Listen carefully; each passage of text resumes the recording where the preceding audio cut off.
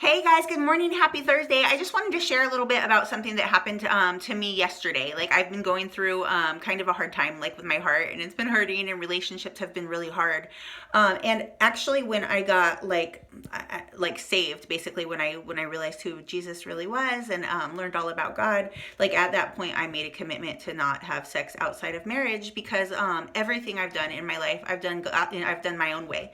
My whole life. And then the last few years, as I've done things God's way, I've seen that everything is much better God's way than my own way. And so I just had a lot of faith and trust that that would be something that would be much better God's way as well. And then I met, I went 5 years in a relationships or anything, and then I met this guy who just like said all the right things, did all the right things, and just like really convinced me that he was the one, that he'd prayed about it, that he had like so many amazing intentions for my son and I, and he like actually wanted to get married right away and stuff, and then I was a little bit sketch about that, but we talked about getting spiritually married, and we ended up like consummating basically a relationship. Like to me, that's what I felt like we were doing. But it did not work out. So I just want to talk a little bit about how sometimes when our hearts are hurting more than God intends them to hurt, it is because we are doing things with them that God does not intend for us to be doing. And he hasn't kept these things secret. They're in the Bible, they're in the Word. And so just yesterday, I was just really hurting, and I went and I sat out by the river, and I had just a workbook from Exodus that happened to be in my car. And I just prayed, and I just randomly opened it, right? And Exodus has all kinds of things in it. So I just randomly opened this workbook, and the workbook is it's Exodus, but it's also a commentary of Exodus by John Corson. And John Corson is a very amazing Bible scholar and teacher and preacher out of Applegate, Oregon. And so his commentaries are just amazing.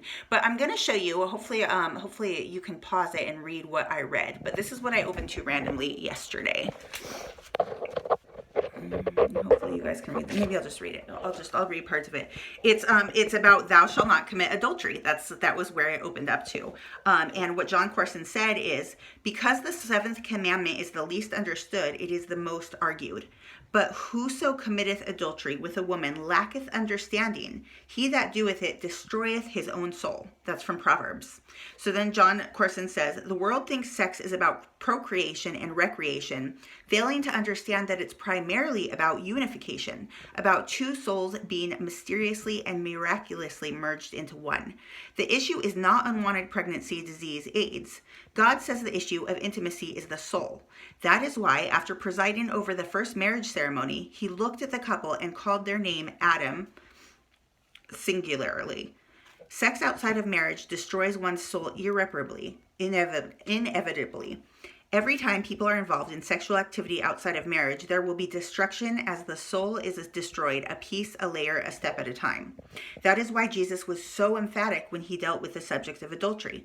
Knowing its danger, he told us to deal with it radically, brutally, severely, to do whatever it takes to keep it out of our lives. So this is what he used as an example. He said, if there was a sign that read, please proceed with great caution because behind these doors there are experiments taking place with chemical components, blah, blah, blah, blah, blah, blah, blah, I'd probably ignore it. But if the sign just simply said, danger, explosives, he said, I would stay away. So thou shalt not commit adultery is just super simple. And if you want to read the fine print, you can explore the scriptures and find the reasons why.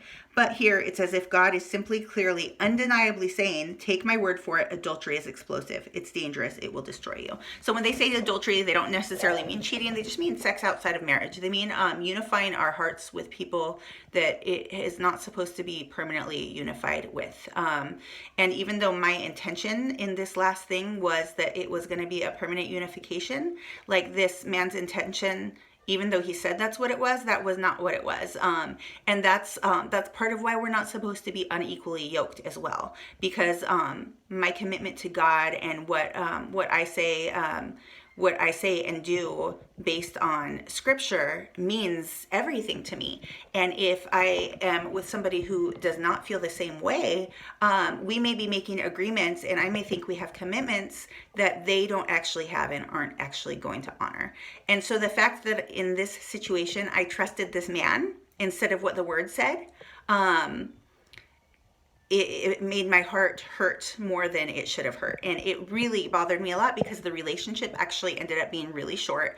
And I feel like the hurt that I felt coming out of it was disproportionate to the length of the relationship. So I didn't even want to talk to anybody about it because I'm like, why am I hurting so much over this short relationship? But it's because I did something with this man that him and I had talked about. We were permanently uniting our souls and our hearts. And yes, it was too soon to do that, but the Bible tells us that we are not intended to do that based on somebody's word. We're intended to do that based on a permanent unification.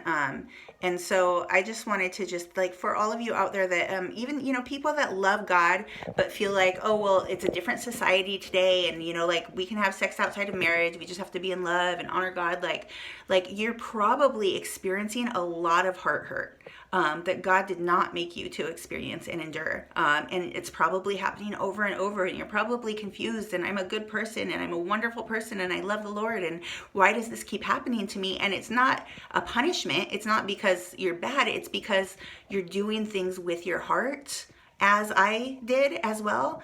We're doing things with our hearts that God did not intend us to do. And so we're experiencing hurts, you guys, that God did not intend us to experience. So just something to think about, something to pray about.